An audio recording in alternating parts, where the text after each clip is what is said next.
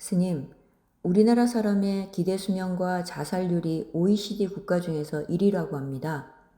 생활 수준과 기대 수명이 높음에도 이렇게 자살하는 사람이 많은 현상에 대해서 스님께서는 어떤 말씀 주시겠습니까? 네, 참으로 안타깝고 슬픈 일입니다. 우리나라의 자살률은 세계적인 1위이고 그 1위도 그냥 2위와의 차이가 근소한 것이 아니라 아주 현격하게 차이가 납니다. 참으로 슬픈 일이죠. 그런데 그 자살하는 분들의 연령대를 보면 주로 이제 그 50대 이상, 70대 미만의 남성분들이 훨씬 많습니다. 특히 60대에서 70대 남성분들이 아주 많고요. 요즘에는 이제 젊은 30, 40대도 자살률이 아주 높습니다. 참으로 안타까운 일이죠. 그러면은 이 문제를 어떻게 해결할 것인가? 자살을 왜 할까요? 만약 내가 원하는 행복을 내가 잘 얻을 수 있다면, 그리고 미래에 얻을 수 있는 희망이 있다면 아마 자살하지 않을 겁니다. 아무도. 그런데 내가 원하는 행복을 얻는데 끊임없이 장애가 생겨서 실패하게 되고, 실패하니 미래에 대한 행복을 얻는 것도 불확실하게 되고, 그러다 보니까 삶의 의미를 잃어버리고 자살하게 되는 겁니다. 자, 그러면은 그렇게 자살하는 분들이 생각했던 내 행복의 원인이 되고 가장 중요한 것 가치이고 그러한 삶의 모습이 참으로 맞을까요? 그렇지 않습니다. 우리의 삶의 행복은 우선 육신이 있어야만 가능합니다. 육신이 없으면 어느 것도 할 수가 없습니다. 그러면은 다른 말로 얘기하면 내가 이번 생에서 끊임없이 추구하는 행복의 조건들 중에 가장 중요한 조건은 내 생명입니다. 내 생명이 있음으로 인해서 나머지 조건들을 내가 열심히 노력해서 만들어가고 갖춰가는 거죠. 근데 그 조건들이 갖춰지지 않거나 갖추기 어렵거나 혹은 조건들을 누군가에 빼앗겼다 그래서 자살을 하면 가장 중요한 근본 조건을 잃어버리게 되는 겁니다.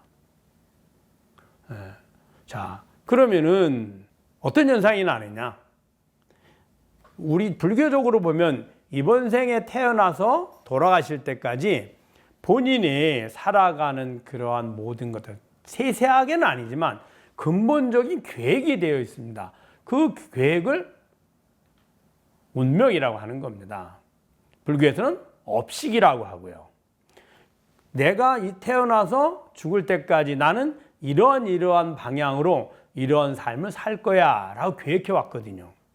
근데 중간에 포기를 하면 계획을 다 완성하지 않고 그냥 포기하게 됩니다. 그럼 이 나머지 행하지 않은 계획들, 그것은 사라지거나 없어지지 않습니다. 다음 생에 다시 가야만 합니다. 마치 예를 들어서 모든 사람이 이제 다 마라톤의 비유를 하면 출발선상에 섰습니다. 그리고 달리기 시작하는 겁니다. 달리다 힘들어서 예를 들어서 1km 지점에서 내가 쉬었다. 그러면은 그 사람이 다음에 다시 뛸 때 2km 더 뛸 수 없습니다. 당연히 1km 지점에 다시 뛰어야만 합니다. 다음 생에 그 포기한 부분을 다시 실천해야만 합니다. 그 포기한 부분이 어떤 조건이었을까요? 내가 절망하고 힘들고 고통스럽고 행복을 얻기에 가장 어려운 조건, 심지어는 내 몸까지도 생명도 포기할 만큼 어려운 조건에서 그 조건을 이겨내야 할 조건이었죠. 근데 그 조건을 포기했으니 다음 생에도 예를 들면 그 조건을 맞추어서 그 자리로 다시 출발해야 되는 겁니다. 그러니 자살을 하게 되면 다음의 조건을 갖추기도 어렵고 갖춘다 한들 지금과 똑같은 어쩌면 이거 지금보다 더 어려운 이겨내기 어렵고 그것을 통해서 스스로 긍정화시키고 경험하기 어려운 조건이 있을 수도 있죠. 지금 있을 때 힘들고 어렵지만 해결을 해놔야죠. 그래서 자살을 하면 안 되죠. 또 두 번째는 우리가 살아가는 동안에 아주 중요한 일들이 있습니다. 제일 중요한 일이 뭘까요? 태어나는 겁니다. 또 중요한 일은 뭘까요? 죽는 겁니다. 왜냐하면 태어나면 이 삶이 시작이 되고 죽으면 이 삶이 끝이 나기 때문입니다. 다음 삶으로 가야죠. 그 다음에 중요한 게 뭘까요? 예를 들어 배우자를 만나는 거죠. 그럼 배우자를 만나는 게 왜 중요할까요? 그 배우자를 만난 이후 죽음에 이를 때까지 내 행복의 조건을 좌우할 수 있기 때문이죠.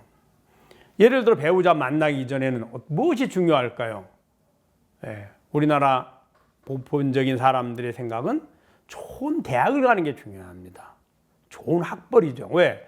어느 대학을 가서 어떤 공부를 하느냐에 따라서 미래에 살아가는 동안에 행복을 얻을 수 있는 좋은 조건, 더 다양한 조건들을 갖출 수 있게 되거든요. 그래서 매 순간 오는 것들을 판단을 해서 인지하고 분별하고 선택해서 실천해 가는 겁니다. 어디로? 더 나은 행복의 방향으로 끊임없이 나아가죠. 그런데 그 방향으로 나아가는데 그것이 내가 지금 행한 행위가 얼마만큼 오래, 얼마만큼 강력하게 미래에 영향을 주느냐가 인생의 아주 중요한 가치를 지니는 겁니다. 그런 의미에서 보면은 지금 내가 자살할 만한 엄청난 위기와 고통과 절망과 부정적인 조건이 와 있다면 어쩌면 내 삶 속에서는 처음에 태어나는 것과 죽는 것 외에 나머지는 이 문제를 해결하는 것이 가장 중요했을 수 있습니다. 그런데 이 문제를 해결하기 위해서 불교적으로 이야기하면 내가 스스로 태어날 시간과 장소와 부모와 조건을 선택해서 태어났고요. 왜? 이 문제를 내가 조건으로 갖추어서 종교는 해결해야 되기 때문이에요. 그래 갖추어서 여기까지 왔는데 지금 포기하면 다음엔 다시 또 그 조건을 갖추기 위해서 오래도록 노력해서 갖추어서 다시 그 선상에 서야죠. 더 이겨내고 나갈 건지 포기할 건지. 그래서 흔히 자살을 죄라고 합니다. 죄라고 하지만 그 죄는 다른 사람에게 고통을 주었거나 혹은 남은 가족의 슬픔이나 고통을 줘서 죄가 아니고 내 삶을 스스로 포기했으므로 그 포기에 대한 대가를 본인이 치러야 되거든요. 그래서 죄인 겁니다. 노인 인구가 자살하게 되는 것은 이 노인 인구들이 주로 베이비 부모 시대에 우리들의 부모님 세대들입니다. 혹은 우리 기성 세대들이죠. 힘들고 어려운 환경에서 태어나서 6.25 전후로 그리고 먹고 살기 힘들지만 부모님의 그 악착같은 노력에 의해서 공부하고 그 다음에 열심히 일해서 가족과 나라와 국민을 위해서 열심히 헌신했죠. 그래도 이만큼 잘 살게 됐는데 막상 본인이 이제 노인이 되다 보니까 삶의 가치를 잃어버리게 된 겁니다. 그래서 더 이상 살 의미를 전에는 가족을 위해서 살고 전에는 국가를 위해서 혹은 공동체를 위해서 내가 이렇게 하면 우리 잘 살 수 있을 거야 라는 마음으로 해왔는데 그리고 그 전에 우리는 부모님을 당연히 자녀들이 잘 모시는 그래서 내가 이렇게 열심히 일해서 피땀 흘려서 아이들을 공부시키고 아이들의 행복을 위해서 노력해주면 그 아이들도 나를 잘 부양할 거야 라고 했는데 지금에 와서는 그것들이 다 조건들이 사라지기 시작한 겁니다. 본인이 여지껏 삶의 목적으로 삶의 가치를 여겨서 지금까지 열심히 살아왔는데 그 가치의 개념이 흔들리고 유명무실하게 된 거죠. 그래서 이런 현상을 나타낸 겁니다. 설사 그럴지언정 지금 힘들고 어렵고 참으로 허망하고 내가 참 더 살 의미가 없다라고 할지언정 살아있는 것이 가장 가치 있고 살아있어서 이 과정도 우리가 경험을 통해서 다음에는 삶의 가치란 물질적이고 성공하고 잘 사는 것이 삶의 가치가 아니다. 진정한 삶의 가치를 찾아내야만 합니다. 그래야 다음에는 그것으로부터 벗어날 수 있거든요.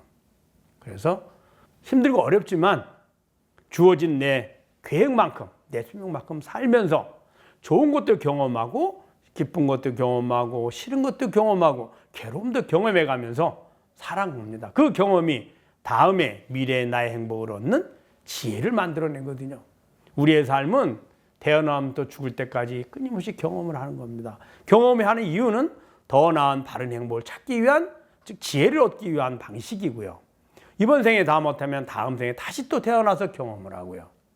그래서 윤회를 합니다. 그래서 더 나아가서는 그러면 언제까지 우리가 윤회를 하느냐? 더 이상의 지혜가 필요 없을 때. 이게 무슨 말일까요? 더 이상의 즐거움과 행복을 구할 필요가 없을 때. 그때를 열반이라 하고, 그러면 경험할 필요가 없으니 몸을 구할 필요가 없잖아요. 몸을 구할 필요가 없으니 태어나지 않게 되고, 태어나지 않으니 늙고 병도 죽음도 내게 존재하지 않죠. 그래서 해탈 열반에 이를 때까지 우리는 끊임없이 좋든 싫든 괴롭든 즐겁든 슬프든 이 삶에 주어진 조건까지 가야만 합니다. 그것이 오히려 도움이 되기 때문입니다.